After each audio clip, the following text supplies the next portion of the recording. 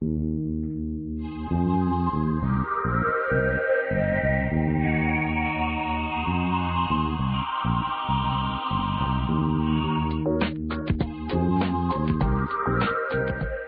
to Just Energy Radio with your host, naturopath and medical intuitive, Dr. Rita Louise.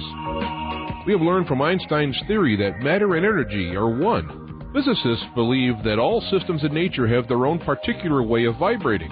From the swinging of a pendulum to the waves of the ocean to the light that brightens the sky each day, each of these oscillates at its own unique rate. The same holds true for every thought, feeling, event, or word we speak. Each has its own frequency or rate of vibration. What many of us don't realize is when we take everything in our universe down to its simplest form, it is all just energy. Join Dr. Rita Louise on a journey through time and space where past, present, and future collide. Today, what you believe may be called into question. What we want to know is, who made up the rules? Be brave and step outside the box. We are about to turn our world upside down and venture into the unknown. Hold on. We are departing our own beliefs and entering alternative realms. Enjoy the possibilities.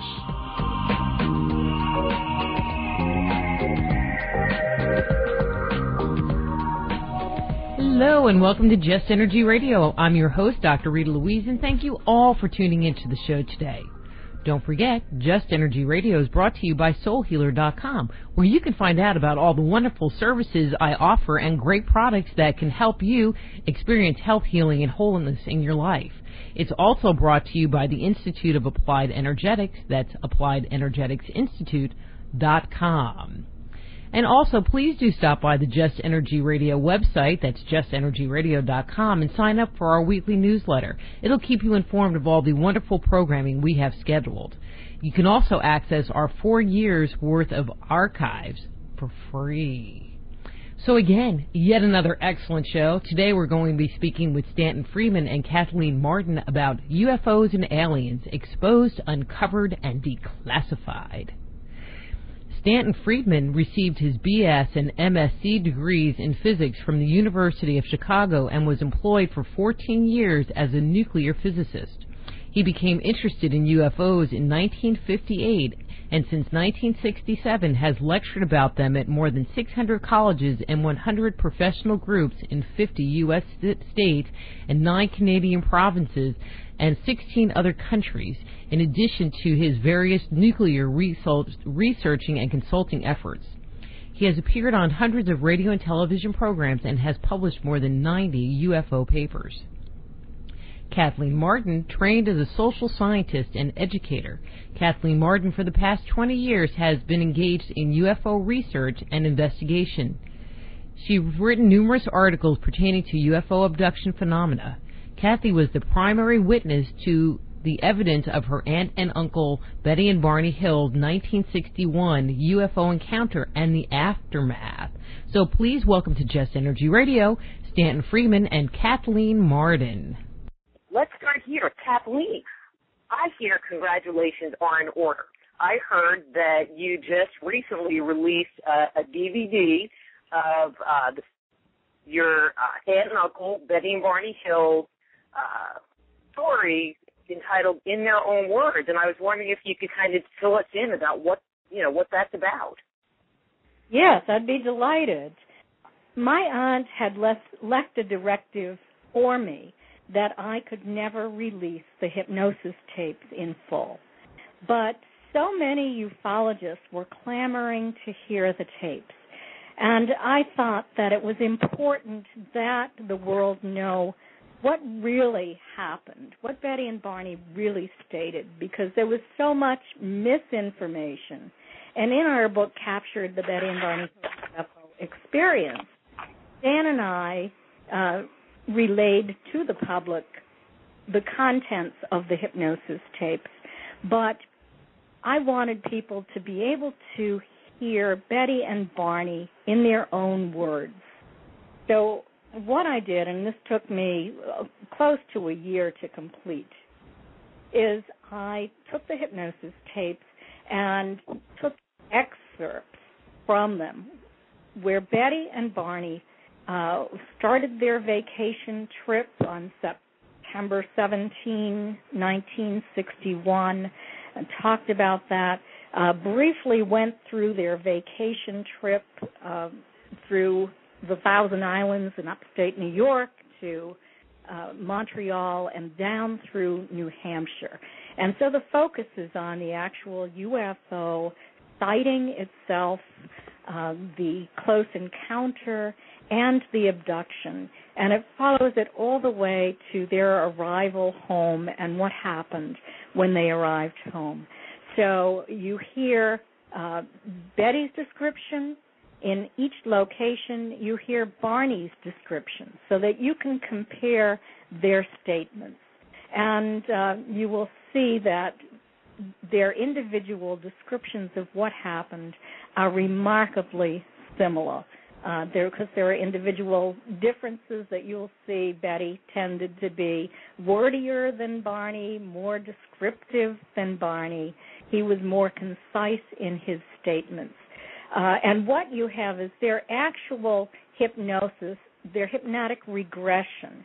I left out Barney's hypnoanalysis, and Dr. Simon actually used hypnoanalysis on Barney, only hypnotic regression on Betty. And the difference is that hypnoanalysis is very much like psychoanalysis. So every single question that Dr. Simon asked Barney elicited a statement about something in Barney's past that this reminded him of.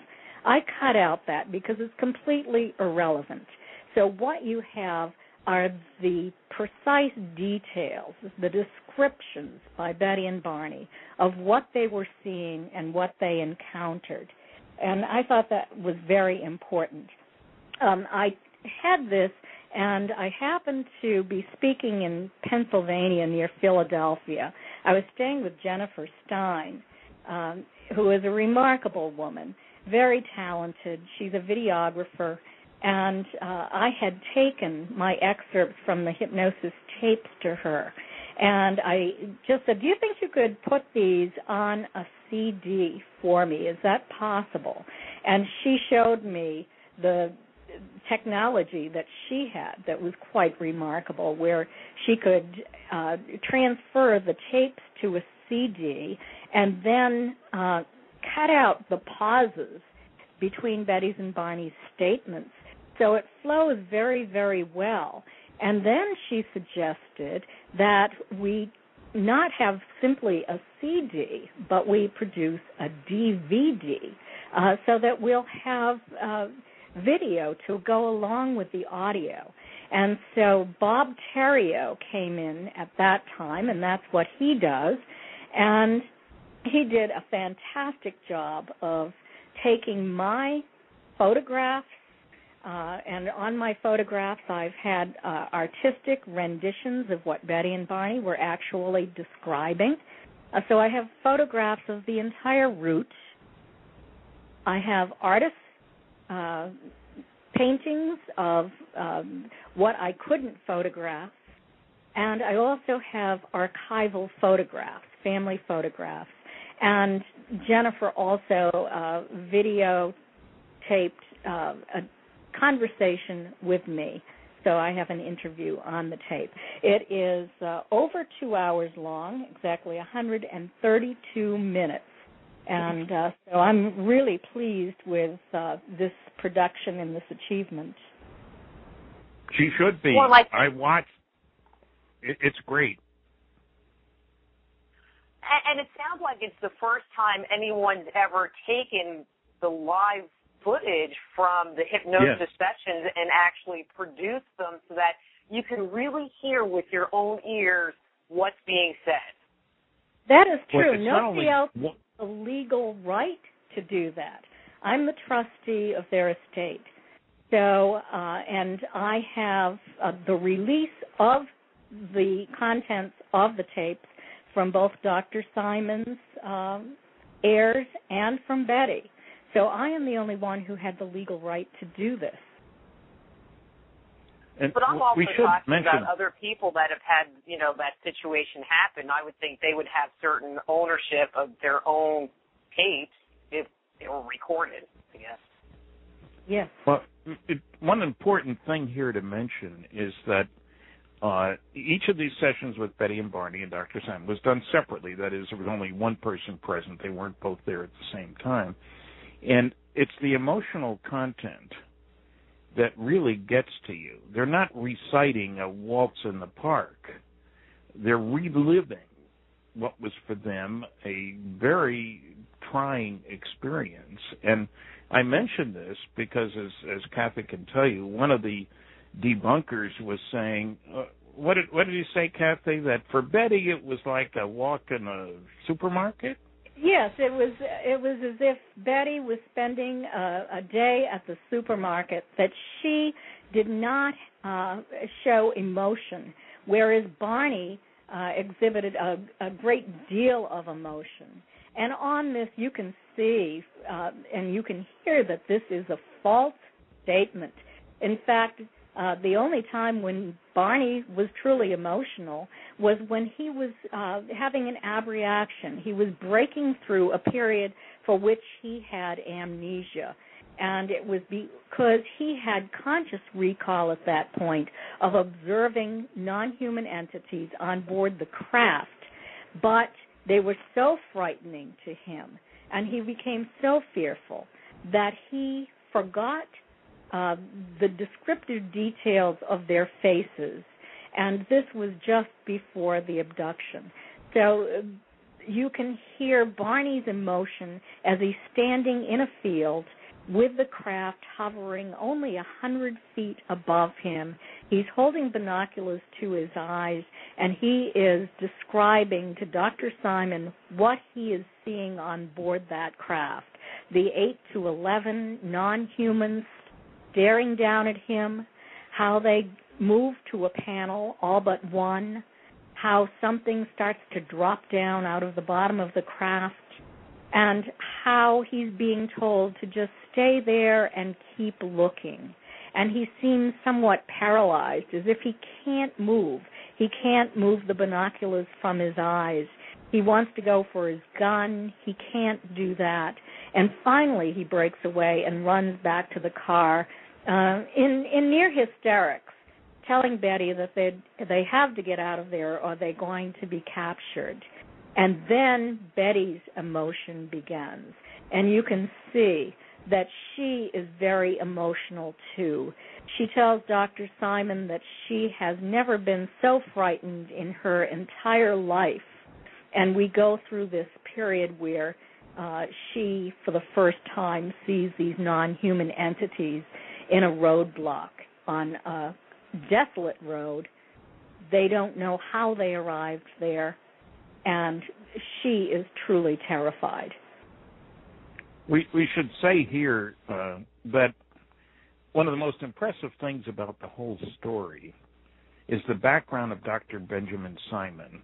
He didn't know a darn thing about flying saucers, and that can be frustrating when you listen. Why didn't he ask this or that? But he was a world-class expert, truly, on helping what was then called shell-shock war veterans who'd had terrible experiences. You know, your buddy's head gets blown off next to you in war. That's not easy to live around, so to speak.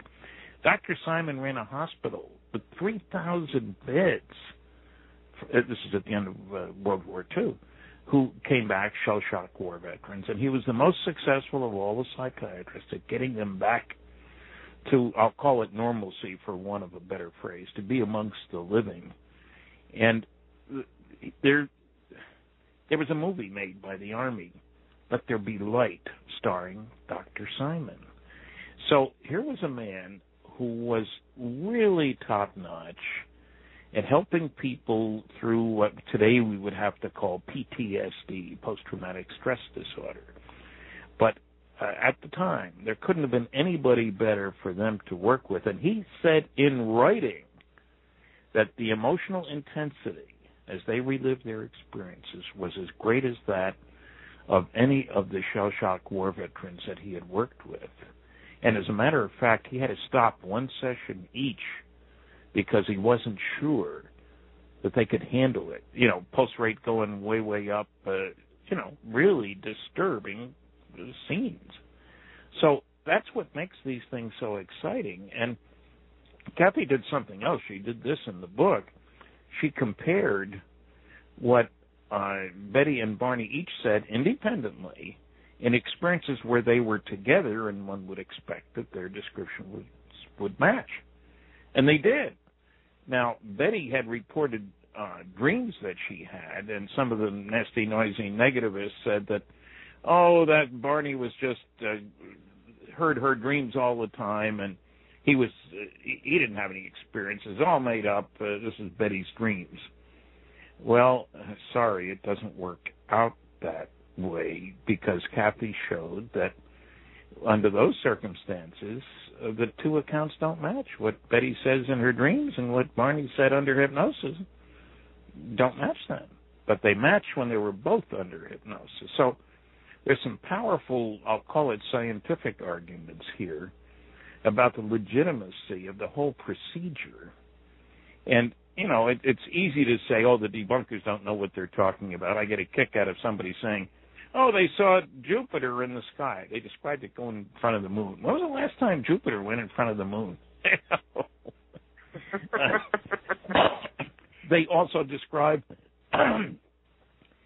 Betty and Barney described, or Barney under hypnosis, how this thing went by the old man of the mountain, which was a geological formation that looked like a profile of a person.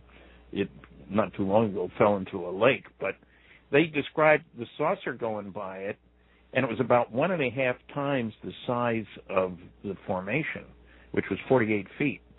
So you got a 72-foot UFO, which is supposedly Jupiter now. And that was not revealed for the first time in hypnosis. That was part of Betty's and Barney's conscious recollection of observing that craft as it hovered next to the old man's profile. And it was a little more than 1,000, between 1,000 and 2,000 feet off the ground at that point. So that's very important. Here, you can hear their descriptions of the craft as they're watching it and as it moves, and how they're questioning whether this is truly a UFO or if they can identify it. And they attempt over and over again to explain it in conventional terms, and they're not able to. Very important. And I think that something else that's important about this DVD is we have never heard the details of Barney's physical examination.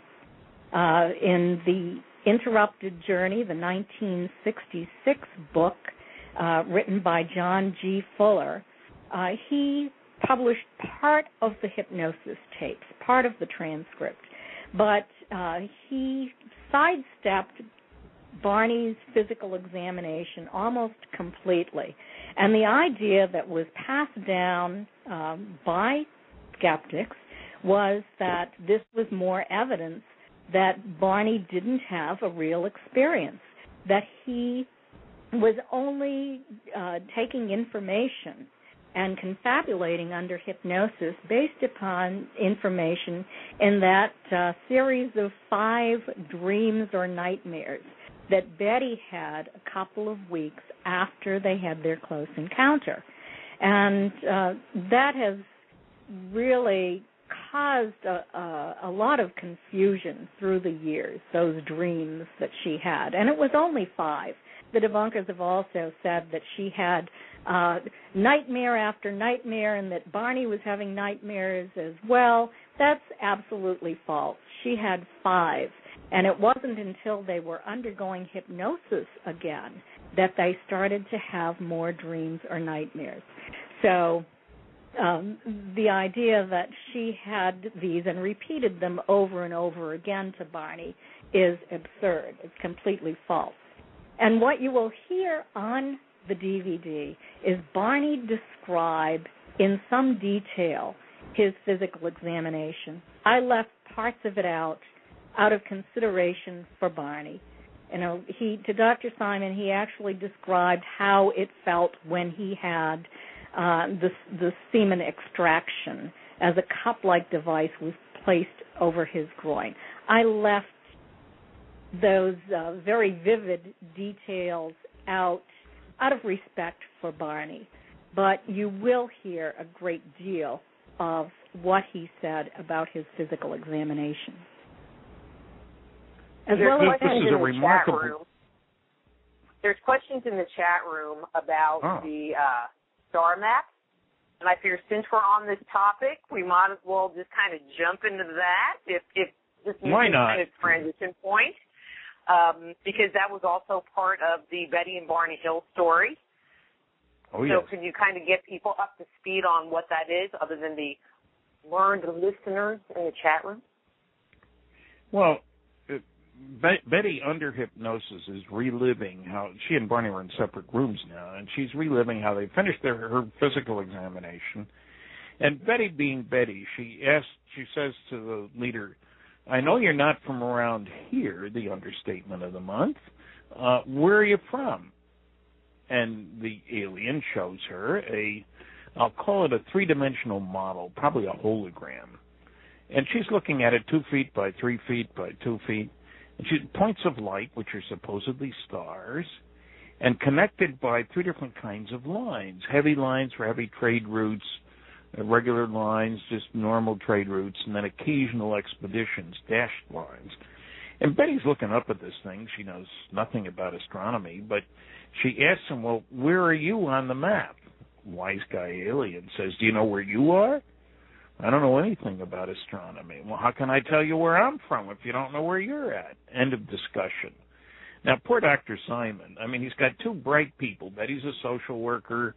Barney not only works for the post office, but he's on the Governor's Civil Rights Commission. And they're telling him a crazy story. Remember, there were no abduction stories that were in the popular literature at that time, so there was no model for their copying somebody else. And he asked Betty if she can remember what this map looked like, and she said yes. So he gives her a post-hypnotic suggestion, if and only if she can remember it accurately, please draw it later on. And she goes home, and she draws it at home and brings it in a couple sessions later. It's in the book, and it's in our book, too. And, okay, what do you make out of it? Well, we don't know what to make out of it because the galaxy has someplace between 100 and 300 billion stars. Obviously, they're not all in the map. But we have no way to judge what it means. Now, we get the feeling that probably the sun is one of these stars because, if he asks her, "Do you know where you're at?" that implies that the sun is someplace in the map. Anyway, an enormous amount of research was done. The woman doing the biggest part of it, a woman named Marjorie Fish, who was very curious, a very bright gal. She was a school teacher, and she studied biology, so she was, let's say, dubious about humanoids, thinks they'd probably look different from us, not 2 arms, 2 legs, a head, and a body. Anyway, she actually visited Betty and went over that part of the story and went back and wound up over a period of several years building 3-dimensional models of our local neighborhood. And I should stress the hard part about this. The basic idea first is let's look at the real 3-dimensional world and see if there's a 3-dimensional pattern that matches this drawing that Betty made, which is obviously only 2 dimensions. The hard part about doing that is that back then, this is the late 60s now, we didn't have very good distance data for the stars. We know where they are, so you can aim a telescope at it. 2 angles will do that, but it doesn't matter. Is it 20 light years, 40 light years? Nobody's going anywhere. What difference does it make? Well, if you're going to build a 3-dimensional model, you need to know the distances. And so she had to look at several different catalogs. There was an awful lot of work involved, and we described this in the book Captured. But the crucial thing is she finally, after weeding out stars that weren't like the sun, this is by other people's admonition, probably only have planets around certain kinds of stars. And she was able, finally, to find one and only one pattern that matched angle for angle, line length for line length, what Betty had drawn. To say she was pleased at that moment is an understatement. And I got involved because I had been asked by the head of the Aerial Phenomenon Research Organization, APRA, which was then one of the two major groups, NICAP and APRA, as a scientist, if I could help her. She was looking for a scientist to sort of work with. And I traveled a great deal, and Cora Lorenzen, the head of APRO, knew me, trusted me. So I visited Marjorie during one of my trips. I made a co-presentation with her to Dr. J. Allen Hynek and Dr. David Saunders at the Adler Planetarium in Chicago with one of her models. I was at 2 MUFON conferences with her, answering some of the questions. And I instigated the Astronomy Magazine article about her work. Terry Dickinson, their editor, talked to her, talked to a whole bunch of other people. And the article in Astronomy in the early 70s got more response than anything they had ever published. And they published a 32-page full-color reprint of the original article and about a dozen letters that they got and published over the next year or so. And they immediately sold 10,000 copies of this, which is unheard of in that business. And then Carl Sagan threatened to sue them because his name was on the front, since he's one of the people who contributed responses. They made me an offer I couldn't refuse because I was the one who had suggested it. And I wound up with 18,000 copies of the Zeta Reticuli incident. Now, Zeta 1 and Zeta 2 Reticuli are the base stars in this drawing. That's the constellation of Reticulum, the net, that means in Latin. And these two stars, as it turns out, not known beforehand, are the closest to each other pair of sun-like stars in our entire local neighborhood. Most people are aware the sun is kind of isolated. Next star over, Alpha Centauri, is 4.3 light years away. The Earth is only 8 light minutes from the sun, so you can see that the next star over is a long way. Now, these two stars from each other are less than an eighth of a light year. They're more than 30 times closer to each other than the sun is to the next star over. We're out in the boonies. And these guys got next-door neighbors. And, oh, by the way, those two stars are about a cool billion years older than the sun. So you've got two important facts. You've got two stars close to each other that are sun-like. From a planet around one looking at the other, it's visible all day long. And because you've got a billion-year head start, it seems more likely that you would develop interstellar travel quickly. You got a neighbor to visit than in a situation where you're out in the middle of nowhere. So this work, bringing Zeta 1 and Zeta 2 Reticuli into prominence, is very exciting. And they're only, I should add, 39.3 light years away. I say only, and some people say that's a long way. Well, the galaxy is about 100,000 light years across. So 39 light years is just down the street. There's over 1,000 stars within 55 light years. So it was exciting work, pointing new direction, obviously not copycatting anybody because nobody had done this before. And so I don't know what the person in the chat room asked. I hope I haven't put them to sleep with this long explanation. But well, actually, I'm still somebody excited. Just asked, have there been any planets discovered around either of the stars? Not yet. These are southern sky stars. You can't see them from here. And they have been listened to, the SETI people tell me, and they haven't heard anything, so they think ain't nobody there. Well, with the new Kepler beta, the Kepler spy satellite, it's not a spy satellite. Well, in a way it is. It's spying on the local neighborhood. We now think that there are probably 10 billion sun-like stars, planets around stars out there. The SETI people have in the past said, well, there might be as many as 8,000. Now we're talking 10 billion. So it'll take a while. Kepler cannot look at these two stars. It's in a very fixed orbit. Can't look at the sun. But it is getting data by the ton. It's a marvelous project. And, they keep finding every time you turn around. The reason, incidentally, if you spot a star going with a planet going in front of it, between it and us, you need to catch a couple of transits, a couple of these paths around, to get an idea of how long it takes. What's the orbit of that planet? So it's not something you take a quick look, oh, yeah, that's 2 years and 4 months, and that's it. It takes a lot of analysis, and they like to do that, some of that from the ground.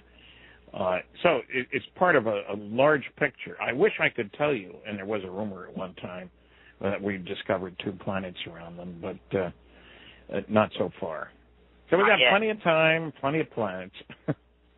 Yes. What I think is interesting is you hear a lot about the Pleiades, and you hear a lot about Sirius, and not so much about Zeta Reticuli. What? No, of course not. Those others are sort of theoretical constructs that are there, but we have no reason really to link them. And there are people who talk about the Zetans, but nobody talks about them. And nobody did talk about them until after I had published the first article in 1973 in Saga magazine. Then all of a sudden they were talking about Zetans. The Pleiadians, that comes from Billy Meyer, his, what'll I call it, contactee case, for want of a better phrase. So these get popular coverage, but Zeta 1 and Zeta 2 Reticuli turn out to be really quite remarkable. And, you know, when you think about it, where would you look in a neighborhood for signs of an organized structure? Well, you'd look for a place where there are 2 of the stars you're interested in close to each other. And so it makes sense. Nobody's saying that the guys who grabbed Betty and Barney just left Zeta Reticuli and zipped over here. Zeta Reticuli might be the hub of a whole neighborhood with colonies and, you know, a whole bunch of different planets not far from it. We don't know yet. We will.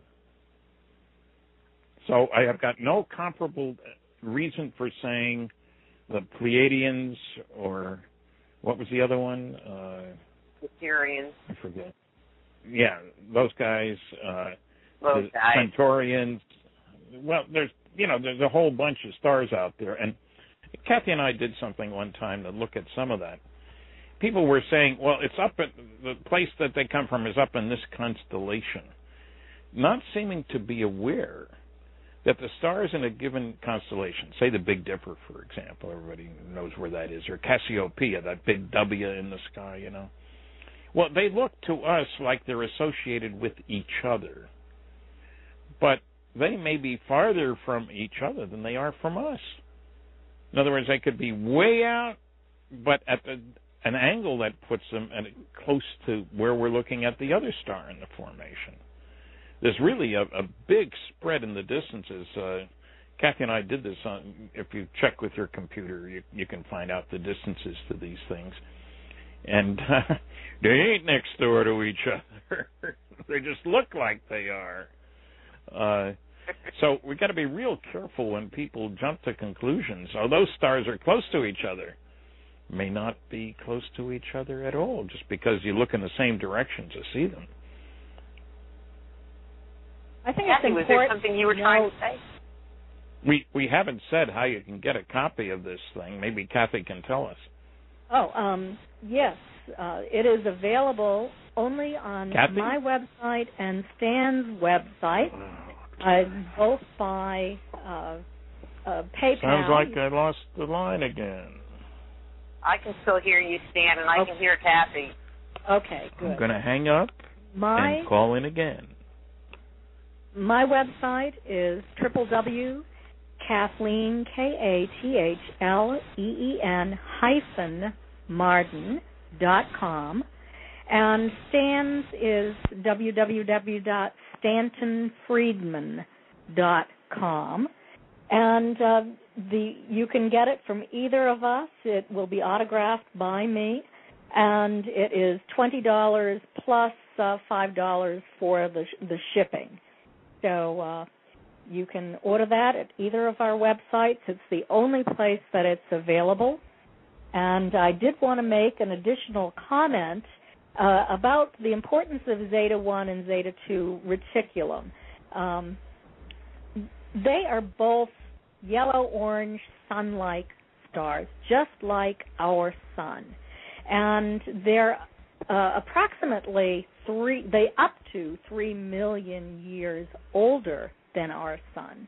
So they would have had the opportunity, if they have planets that have life, for that intelligent life to have developed the technology to get to our Earth. So I think that's extremely important. The luminosity is very similar to our sun, and their mass is very similar to our sun. They have an abundance of iron. So there are things about those two suns that are very intriguing to me, and I am hoping that we will get out there one of these days in order to take a look to see if there are planets circling those stars. NASA's Terrestrial Planet Finder project was slated to launch, to go out there in 2014 and again in 2020. Unfortunately, those funds have been cut. So I'm not presently aware of anything that's going out there. I had a note here that said something about the Darwin telescope, maybe in 2015. So we'll have to wait and see on that. I don't have an update on that one. So I'm wondering if Stan is back with us yet. Yeah, I finally made it. I don't know what happened. Good. I got cut off. Don't get me started. Just don't get me started on that topic. Okay. Okay, so who wants to take the next question? Dan? Kathy? Well, it depends what the question is. What is the question? Well, I have a Dan question and I have a Kathy question. So who wants the next question? Well, why don't we give it to Stan, because I've just been talking for a while. Okay. Okay, so in the new book, which is UFOs, Aliens, Is There Anybody Out There?, which is an anthology of a number of different writers, which we've had just about everybody that's in the book on the show, which I think is very cool. Anyways, in your section, Stan, that you made a statement, and it just really got me thinking, and the statement was, governments don't keep secrets. Individuals and organizations that work for them do. What did you mean by that? For example, isn't the military part of the government? Well, it is and it isn't. When I worked in industry, for example, I worked on classified programs. The government wasn't directly involved. They made the clearances on people. They controlled certain things. But it took the company to set up the procedures, and I wasn't dealing directly with the government. I dealt with other companies. I dealt with guys at my own company. When you look at the stealth aircraft, $10 billion over 10 years, that was Lockheed. It wasn't the government. So I distinguish between the larger body who writes the checks, the government, and the people who spend the money. And it's the people who spend the money who are keeping the secrets. Security is everybody's responsibility. I used to hear that all the time. They used to show us movies about how important it was, and loose lips sink ships and all that sort of stuff. But it takes companies and individuals to keep secrets. The reason I stress that is that many people seem to think if you have a security clearance, you've got access to everything that's classified. And that simply isn't true. The important thing is not only the clearance and the level of the clearance, confidential, secret, top secret code word. If you don't have the appropriate need to know, you don't have access to that information. And so that's why these procedures are established for each project. There are rules for each project. And, well, as an example, when I was working on nuclear airplanes for General Electric, I was working on radiation shielding, and I wrote reports and looked at classified abstracts and saw documents that I'd like to get. And they were from the nuclear Navy, which was also worried about radiation shielding. For them, it was for submarines. They both got weight problems and stuff. Anyway, I tried to get those, and I was unable to because I could not get Admiral Rickover to give me a need to know for his stuff. So that's why I say it's on a much more lower level, individual level, that secrets are kept. The major government doesn't know anything. Well, I shouldn't say that. Some people in government know a lot. You get my point, though, that I look around for who's doing what, and it's one of the things that people in Washington, especially, people with high-level positions and with security clearances for this, that, or the other thing, we take it, the government, if you will, takes advantage of their egos. Hey, I got a high-level security clearance. If this were going on, this saucer stuff, for example, I would know about it because I'm so important. That simply isn't true. Without the need to know, you don't get access. You don't even know that there is something to know. And that's the tricky part. In other words, the government doesn't post a list of classified programs and you register for, these are the ones that I want access to. It doesn't work that way at all. So it's not the government, it's the individuals, the companies, the laboratories, and typically not the universities. My pet peeve. You would think, though, that somebody like the president would be able to access any of this stuff. And your story, like of Clinton trying to find out about UFO stuff and him being denied. Well, there's an old saying in Washington that presidents come and go, intelligence agencies go on forever. Also, the president has press conferences. He's dealing with the press all the time. So plausible deniability is the idea. I don't know anything about that, and it may very well be true. And, there's so many different programs that really the president doesn't have time to get caught up on all of these things. So better that he knows nothing than that he has partial information, not knowing what's classified and what isn't classified and what can he say and what can't he say. So, people make decisions at a lower level. Look, when the first atom bomb went off in New Mexico, 1945, it was seen from 100 miles away. I mean, it was kind of a big bang there. And the sheriffs were getting called. And they put out an article a few days later that an ammunition dump had blown up, and fortunately nobody was injured. Now, very few people knew what had actually happened. Many more people were aware because there were newspaper articles about somebody seeing a bright flash at 5:30 in the morning and so forth. But somebody has to control the access. Just because you'd like to know what the heck was that doesn't mean you get access to it. It just seems interesting, and this is kind of a little off topic, with all the black ops projects that happen, if the president doesn't know about them and Congress doesn't know about them, then who the heck knows about them to get them the money so that they can do the project in the first place? It just puts you into that whole big conundrum. Well, it is a conundrum, and there's a new movie coming out, Apollo 18, coming out just after Labor Day, and the premise of the movie is that even though we were told 18 and 19 were canceled because we didn't have enough money, 17 was the last one that we know about where people walked on the moon, Americans walked on the moon. And the premise of this movie is that they were fired in secret, discovered some terrible things, and I'm waiting to see the movie to see what it was they discovered. Was it aliens that had been up there before, or was it the Russians? In both cases, considerable difficulty, but secrecy is a tough subject. Many people don't like to find out that they were not in the loop. But let me give you an example. President Truman had been a senator, then he was elected vice president, and then in 1945, President Roosevelt died, and Harry Truman was made president of the United States. It was 13 days later when he found out that the Manhattan Project, Manhattan Engineering District technically, had been set up to develop an atomic bomb and had already spent $1 billion or $2 million.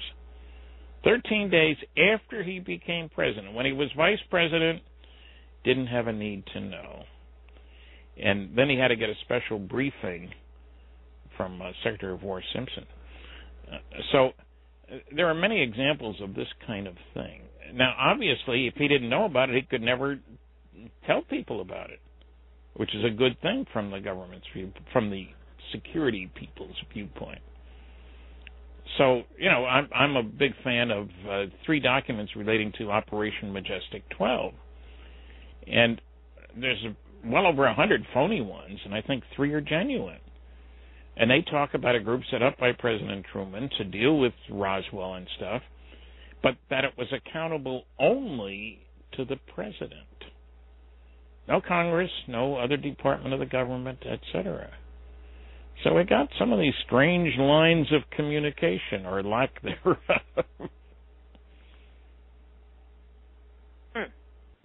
You mentioned the new movie Apollo 18, and since we're kind of on this whole alien topic, wait a minute, that's your guys' thing. Have there been any astronauts that have come forward? I know, like, Buzz Aldrin came out with a book, but I didn't read it, so I don't really know what it said, about having any experiences or seeing any kind of alien craft or weird experiences in space? Gordon Cooper has described his observations, and interestingly enough, it's a sign of something new. Kathy and I both were able to listen to Story Musgrave, Dr. Story Musgrave, who has been in space 6 times. He repaired the Hubble Space Telescope, did all kinds of things. He mentioned that 2 of his missions involved classified activities, which he couldn't talk about. For those who think NASA is only involved in civilian activities, sorry, it's not the way it works. And there he was giving the keynote address at the 42nd Annual Symposium of the Mutual UFO Network in Irvine, California, 3 weeks ago, almost 3 weeks ago. So he didn't talk about any personal sightings, but he strongly stated that he's convinced there's intelligent life out there and that they are traipsing around between the stars.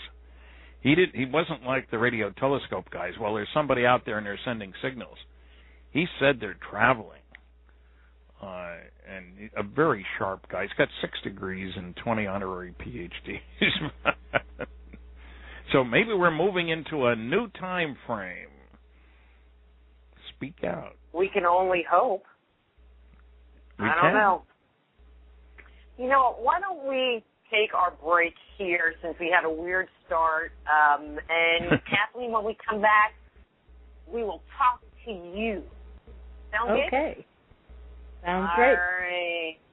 Here comes the music.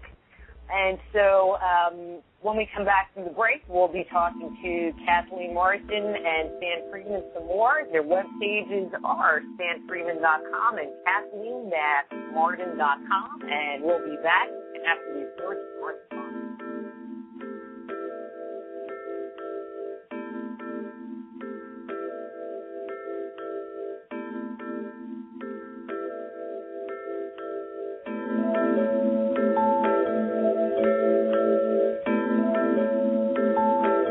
Just Energy Radio with your host, Dr. Rita Louise, will return right after these messages.